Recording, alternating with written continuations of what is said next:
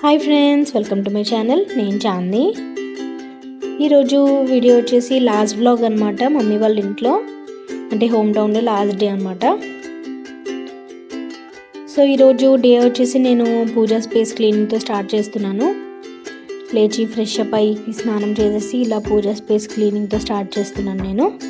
చూడండి, లక్ష్మీదేవి బొమ్మ విగ్రహం.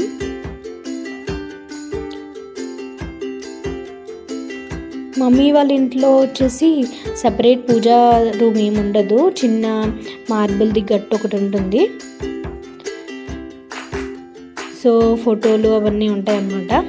చూడండి, నేను వాటర్ ఎక్కువ వేయట్లేదు, ఎందుకంటే లక్ష్మీదేవి విగ్రహం మమ్మీ వాళ్ళు చేయించుకున్నప్పుడు మట్టితోనే అండ్ ఆల్సో కలర్స్ అవి పెయింటింగ్స్ పోతాయని చెప్పి మమ్మీ ఎక్కువ వాటర్ పెట్టనివ్వదు.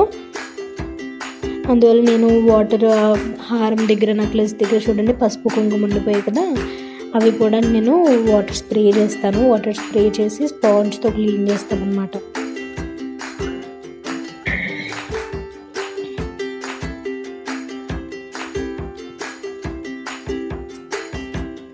ఇలా క్లీన్ చేసి నేను మ్యాక్సిమం ఒక 5-6 ఇయర్స్ అయిపోతుంది. మ్యారేజ్ అయినప్పటి నుంచి నేను ఎప్పుడూ క్లీన్ చేయలేదు. ఇంతకుముందు బాగా రెగ్యులర్గా నేనే క్లీన్ చేసేదాన్ని ఇంట్లో. చూడండి, ఇలా మార్బుల్ ఒకటి ఉంటుంది. చూడండి ఫొటోస్, చిన్నప్పటి నుంచి ఇవే దేవుడు పట్టాలన్నమాట ఇంట్లో, మమ్మీ వాళ్ళ ఇంట్లో. ఈ రోజుల్లో మనం ప్రతిదీ చేంజ్ కోరుకుంటున్నాం, కానీ అప్పట్లో వాళ్ళు ఫస్ట్ ఏదైతే ఉంటుందో అదే వాళ్ళు ఇష్టపడతారు కదా. మనం ఎంత మారుద్దాం అనుకున్నా అది వాళ్ళకి ఇష్టం ఉండదు. మనం ఇప్పుడు ఈ రోజుల్లో ఏంటంటే ఆర్గనైజింగ్గా ఉండాలని చెప్పి అండ్ ఆల్సో మంచి నీట్గా ఉండాలని చెప్పి ఎప్పటికప్పుడు మారుస్తూ ఉంటాము. ఏదైనా ఇంట్లో నీట్గా ఉండడానికి, క్లాసీగా లుక్ కనిపించడానికి చేంజ్ చేస్తూ ఉంటాం. చూడండి, ఇది మార్బుల్ది ఇలా క్లీన్ చేసి ముగ్గు పెట్టాలన్నమాట. అండ్ చూడాలి నేను ముగ్గు ఎలా పెడతాను ఏంటనేది. చాలా రోజులు అయిపోయింది ముగ్గులు అవి పెట్టి.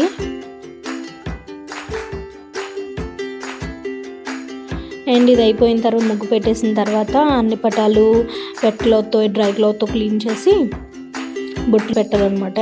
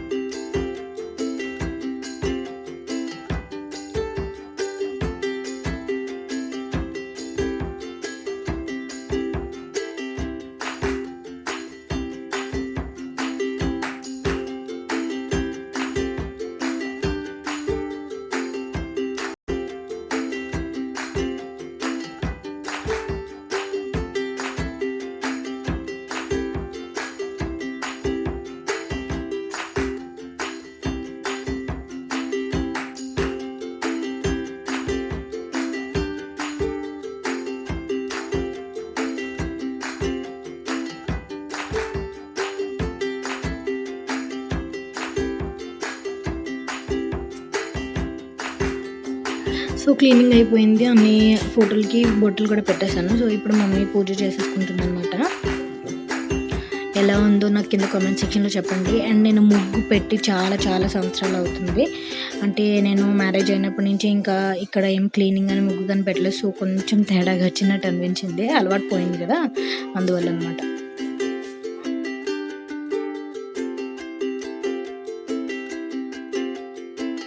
తర్వాత నేను క్లీనింగ్ అయిపోయినాక పిల్లలు, ఇప్పుడు అక్క వాళ్ళ పిల్లలు ఉన్నారు కదా, వాళ్ళ స్కూల్లో భోగి, సంక్రాంతి, సంబరాలు జరుగుతాయి అనమాట. హాలిడేస్ ముందు రోజు, అంటే లాస్ట్ వర్కింగ్ డే అనమాట. సో ముగ్గుని ఇలా రెడీ చేశాను నేను. మెయిన్ అక్క వాళ్ళ పాపని రెడీ చేశాను అనమాట. చూడండి,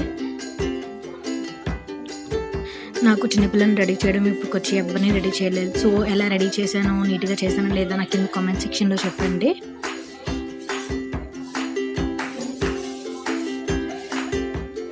ప్రవీణ్ వచ్చేసారు, చూడండి కోళ్ళు పట్టుకొని ఫోటోలు తీయించుకున్నారు అనమాట. ఇది నాటుకోడి, మేము పండుగల్లో నాటుకోడి కర్రీస్ చేసుకుంటాము మెయిన్.